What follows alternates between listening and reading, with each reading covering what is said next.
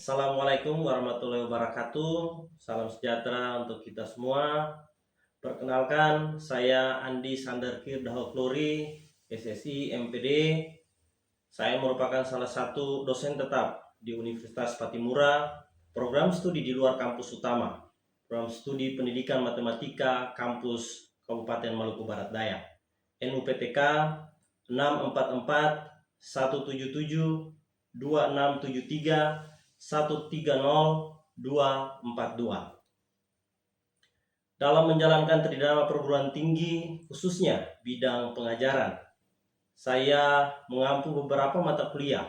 Salah satunya adalah penelitian kuantitatif dengan bobot 3 SKS. Adapun capaian pembelajaran yang dibebankan pada mata kuliah ini adalah mahasiswa mampu menguasai konsep penelitian kuantitatif serta mampu merancang, melaksanakan, menganalisis, menyusun proposal dan laporan penelitian secara objektif dan bertanggung jawab. Mata kuliah ini memiliki satu capaian pembelajaran mata kuliah atau CPMK yang dijabarkan dalam 9 sub CPMK. Setelah mengikuti perkuliahan ini, mahasiswa diharapkan memiliki kemampuan untuk memahami berbagai prinsip metode penelitian kuantitatif, mulai dari mengidentifikasi masalah, merumuskan masalah, mengkaji teori, menentukan sampel dari suatu populasi, mengembangkan instrumen penelitian, mengumpulkan data, merancang analisis data, serta menyusun proposal penelitian kuantitatif. Perkuliahan dilakukan selama 16 kali pertemuan dengan 8 materi pembelajaran. Di dalamnya terdapat proyek yang dihasilkan oleh mahasiswa. Pada pertemuan pertama, saya menjelaskan bobot penilaian dari mata kuliah ini, yaitu partisipasi sebesar 10%, tugas sebesar 25%, praktikum sebesar 20%, ujian tengah semester 20%, dan ujian akhir semester berupa proyek proposal dan laporan penelitian sebesar 25%. Pada kesempatan ini, saya akan melaksanakan pembelajaran pada pertemuan kelima dengan topik yang akan diajarkan adalah sampel, populasi, dan teknik sampling. Sub CPMK pada materi ini adalah mahasiswa mampu menjelaskan perbedaan antara populasi dan sampel. Di awal pertemuan, saya melakukan review terhadap pembelajaran pada pertemuan sebelumnya. Dalam pembelajaran, saya menerapkan model pembelajaran studi kasus agar mahasiswa dapat menghubungkan secara langsung konsep yang diajarkan dengan permasalahan nyata yang berhubungan dengan penelitian kuantitatif di dunia pendidikan. Proses pembelajaran dirancang dengan memperhatikan 3 komponen utama, yaitu delivery, interaction, dan assessment. Selanjutnya, saya akan menampilkan proses pembelajaran di kelas dengan mata kuliah penelitian kuantitatif secara tatap muka sebagai bentuk unjuk kerja karya PDD UKT-PT dalam memenuhi syarat sertifikasi dosen tahun 2026. Semoga bermanfaat. Terima kasih. Wassalamualaikum warahmatullahi wabarakatuh dan selamat menyaksikan. Selamat siang semuanya.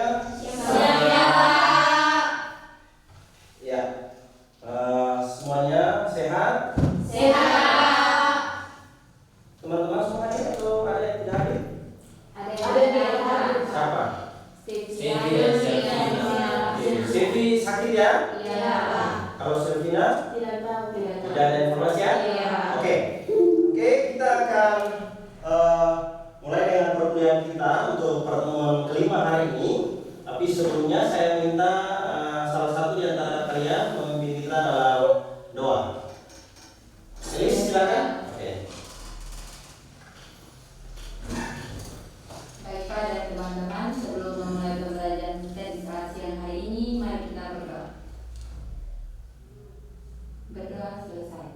Ya, baik, terima kasih, Riz. Ya, adanya mahasiswa sekalian, masih ingat pertemuan kita sebelumnya? Pertemuan keempat ya? Ya, kita bahas tentang apa? Jenis-jenis penelitian kuantitatif. Kemudian apa lagi? Iya, bagaimana merumuskan masalah.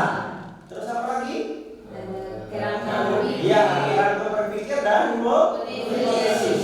Gitu ya? Nah, oke, jadi minggu kemarin kita sudah bahas tentang jenis-jenis penelitian, kemudian bagaimana kita merumuskan satu masalah dalam penelitian kuantitatif, kemudian bagaimana kita melihat kerangka pikirnya, ya kita menyusun kerangkanya, dan juga bagaimana kita menyusun atau kita merumuskan hipotesis dari penelitian, suatu penelitian, gitu ya. Nah, tentunya dia bertolak dari judul ya dan seterusnya ya, masalah yang ada dan seterusnya.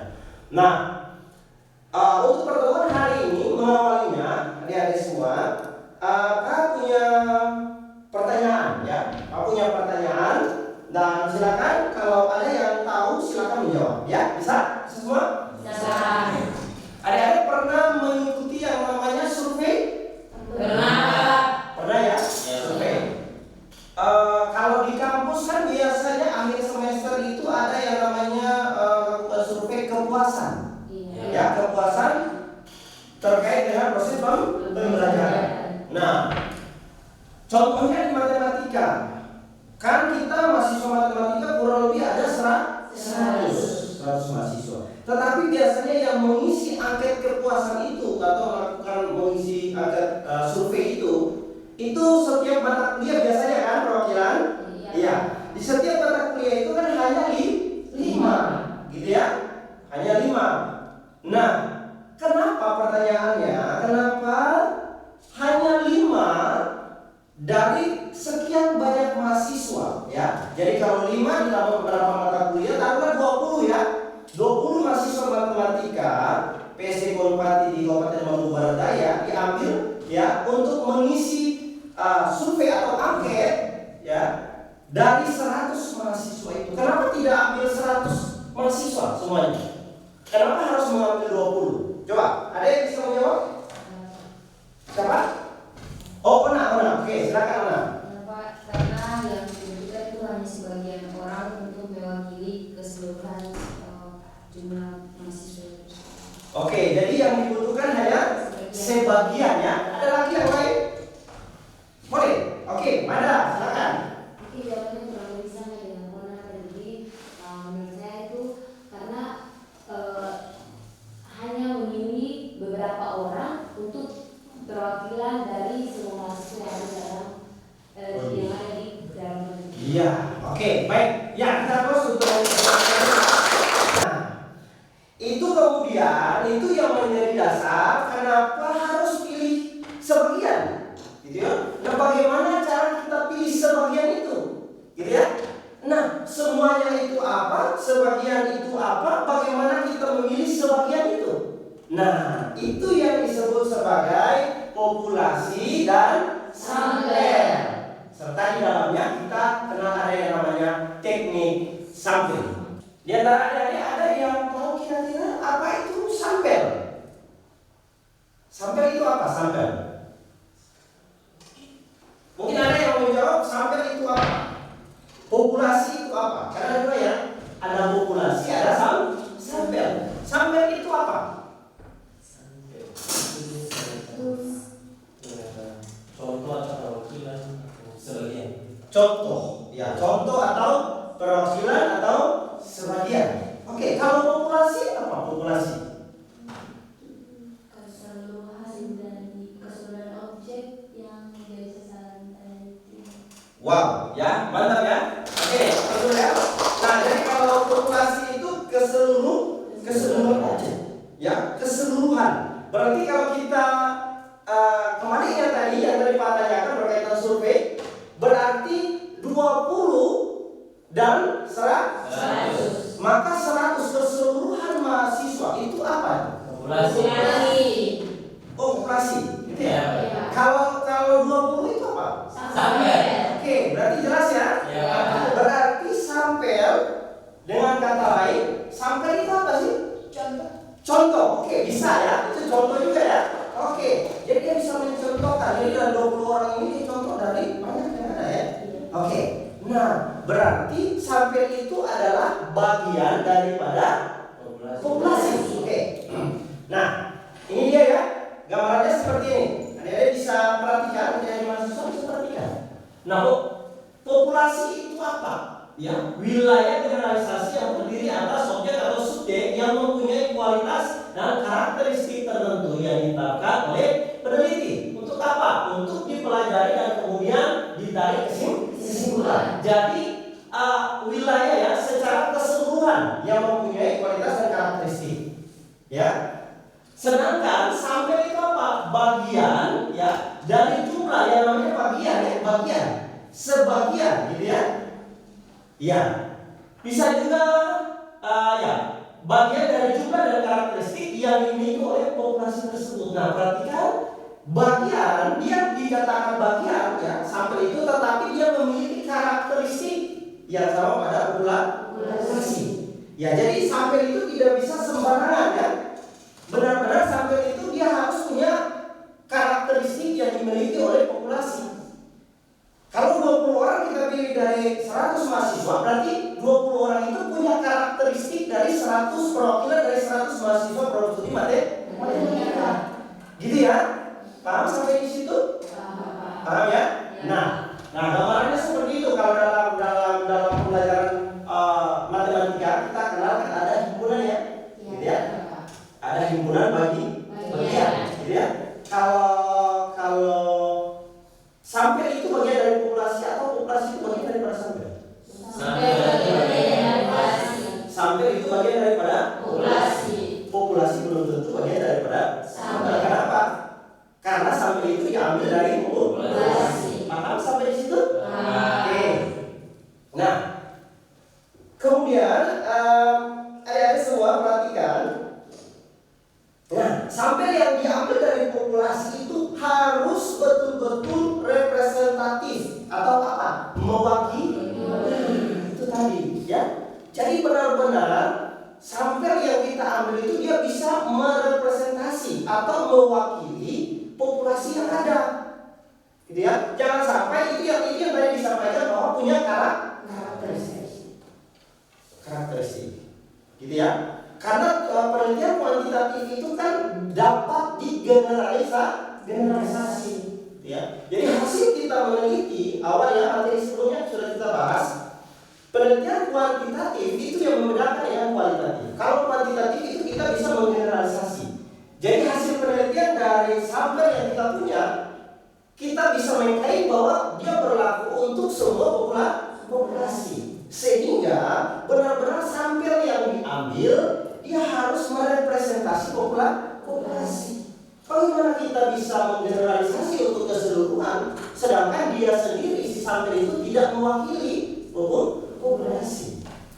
Ya, jadi memang betul-betul sampel yang kita pilih itu harus merepresentasi. Nah, pertanyaannya begini, kalau benar-benar harus merepresentasi, terus apa yang harus dilakukan sehingga yang mewakili itu betul-betul dia benar-benar representasi?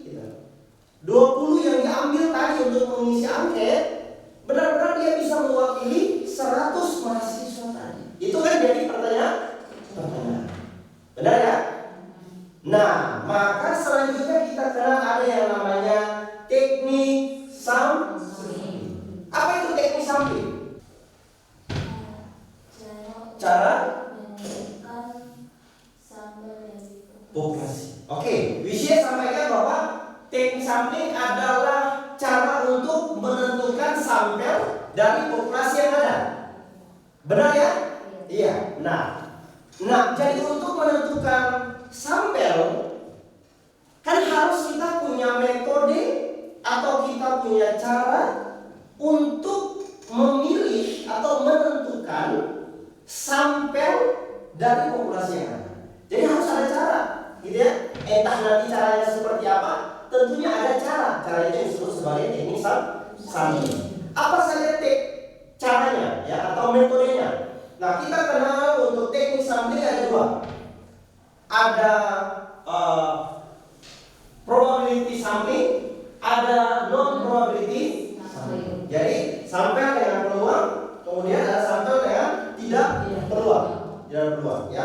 Nah, terbagi atas beberapa lagi, ya, adik-adik, terbagi dari atas beberapa bagian, yaitu kalau kita lihat untuk probability sampling itu ada yang namanya random sampling, gitu ya.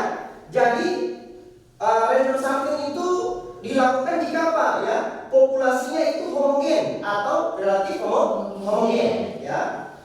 Nah, kemudian ada teknik yang berikutnya, ya, stratified random sampling, ya. Itu dilakukan itu untuk populasi yang besar, ya. Secara acak kita lakukan sehingga sampel yang kita pilih itu dapat merepresentasi populasi, ya. Kemudian ada jenis atau teknis sampling yang lain yang disebut sebagai disproportional stratified sampling, ya.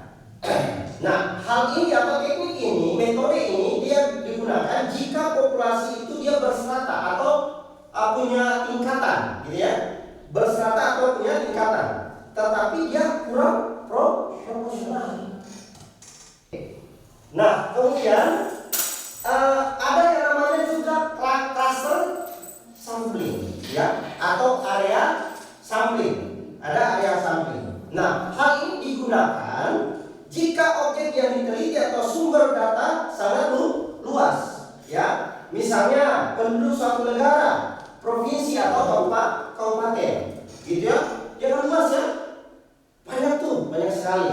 Maka kita perlu buat yang namanya cluster. Jadi contoh nih kalau di MBD kan kita punya 17 kecamatan, ya. Nah, ya, atau punya gugus pulau, ya, kita bisa mengklaster, klaster Babar, klaster dari Timor-Lakor, klaster Kisar Roma Wetan, gitu ya. Jadi kita membuat klaster-klasternya. Paham, ya? Itu kalau kita bicara klaster.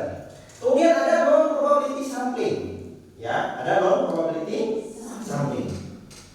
Nah, pada teknik non probability sampling itu dia tidak memberi peluang atau kesempatan, ya, yang sama bagi setiap unsur atau anggota populasi untuk dipilih sebagai sampel. Kalau tadi random sampling kan bebas, kan, acak, jadi siapa saja boleh, gitu ya, gitu ya. Tetapi kalau non probability itu dia tidak memberi peluang atau dia tidak memberi kesempatan kepada semua populasi untuk menjadi sampel, ya. Sampling sistematis, ya, katakan teknik pengambilan sampel berdasarkan urutan dari anggota populasi yang telah diberi nomor. Jadi kalau sudah diberi nomor, ya, nanti kita akan mengambil itu berdasarkan katakan ganjil, gitu ya, atau genap, gitu ya. Nah, jadi tidak semuanya diberi kesempatan, ya. Ada sampling kuota, gitu ya. Jadi sudah ditetapkan sekali kuotanya sekian, oke, berarti sebatas itu, ya.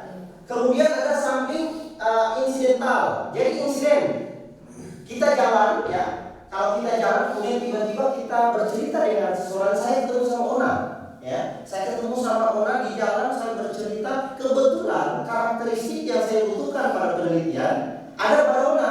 Nah, kan kebetulan saya ketemu.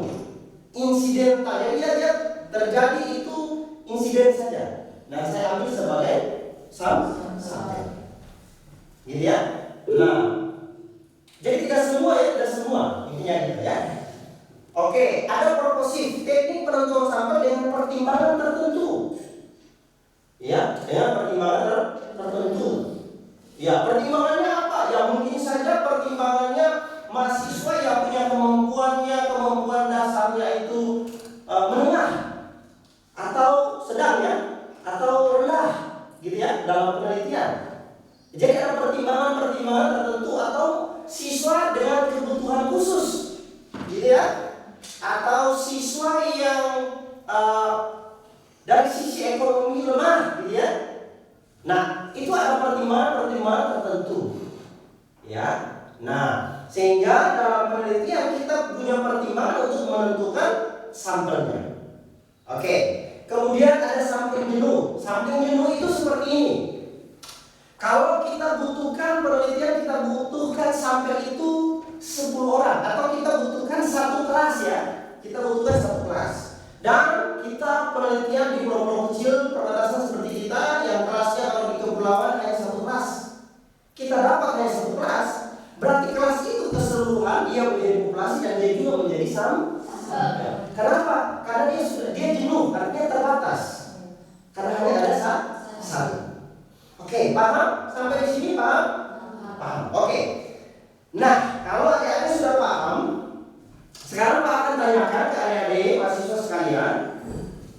Pak akan tanyakan ke adik-adik mahasiswa sekalian ya.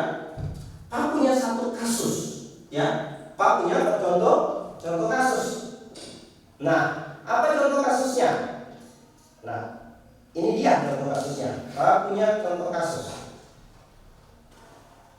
Jadi ada seorang mahasiswa ya, ada seorang mahasiswa dia ingin meneliti, dia ingin melihat perbedaan hasil belajar ya, hasil belajar matematika siswa dengan pembelajarannya menggunakan model problem based learning ya, untuk materi katakan pola bilangan di kelas 8 SMP Negeri 2 Tiago.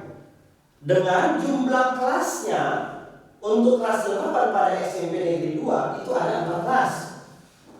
Sekali lagi, dia mau meneliti gitu ya, mau lihat perbedaan hasil belajar siswa ya dengan model PBL pada materi pola bilangan di kelas 8 SMP Negeri 2 Tiago.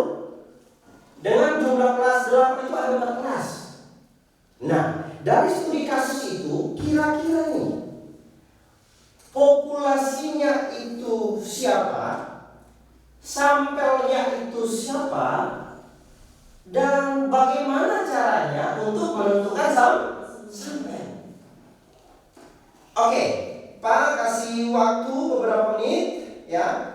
Kemudian salah satu dari Anda bisa mempresentasikannya, mempresentasikan dari studi kasus ini kira-kira kalau dapat seperti ini.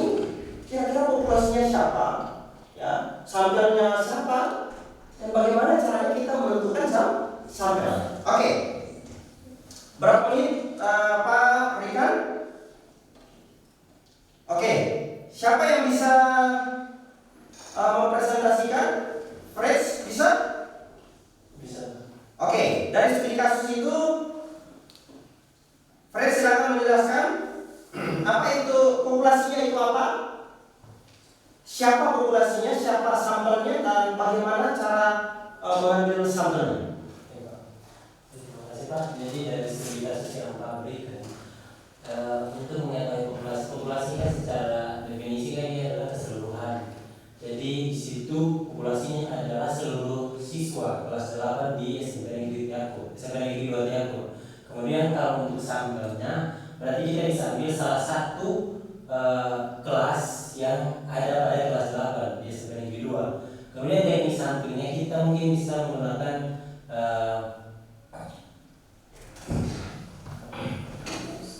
proportif sampling, kayak artian bahwa mungkin kita punya ada pertimbangan dalam artian hasil belajarnya atau hasil belajar kelas mana yang memiliki kelas mana yang punya hasil belajar yang baik untuk atau punya relatifnya homogen untuk bisa diteliti. Itu Pak. Oke, baik, terus dulu. Kalau ada lagi yang mau tambahkan berkaitan dari studi kasus ini, populasinya apa, sampelnya apa, teknik sampelnya apa? Jadi kalau populasi sudah benar ya, tentu populasinya adalah keseluruhan siswa ya, yang ada pada siswa kelas 8 yang ada pada SMP Negeri 2 Tiago. Populasinya karena kita hanya mau melihat perbedaan ya, perbedaan dengan menggunakan satu model. Nah, kita hanya menggunakan satu kelas. Nah, satu kelas itu. Jadi bagaimana caranya kita memilih satu kelas dari 4 kelas yang ada? Teknik sampling apa yang kita gunakan? Apa? Apakah benar proporsi sampling? Ya. Benar ya? Ya. Oke. Pertimbangannya apa? Bisa kita lihat dari nilai siswa. Nah, kalau misalnya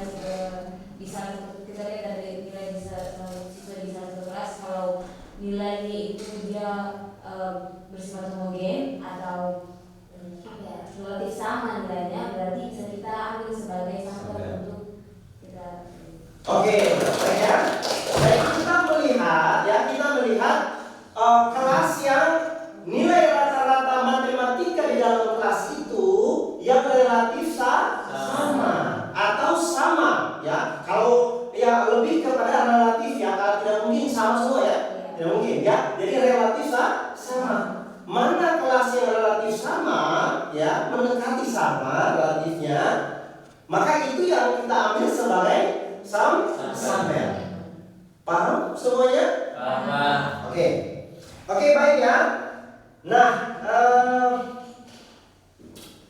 itu yang telah kita bahas bersama tadi, apa itu populasi, apa itu sampel, dan bagaimana cara memilih atau menentukan sampel, gitu ya. Cara menentukan sampel ya, dengan kita dalam probability sampling dan non probability sampling.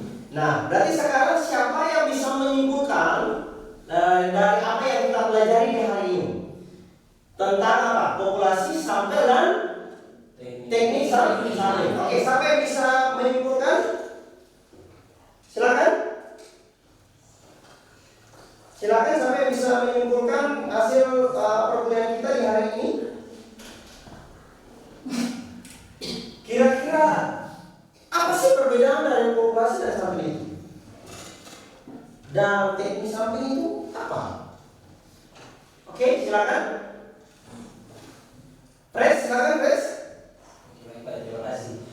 Jadi setelah mempelajari materi pada perkuliahan hari ini dan materi yang dibawa oleh Pak, saya dapat menyimpulkan bahwa populasi itu merupakan keseluruhan objek atau subjek yang menjadi sasaran dalam penelitian. Kemudian sampel itu merupakan anggota populasi atau bisa dibilang contoh atau perwakilan yang dapat mewakili populasi tersebut.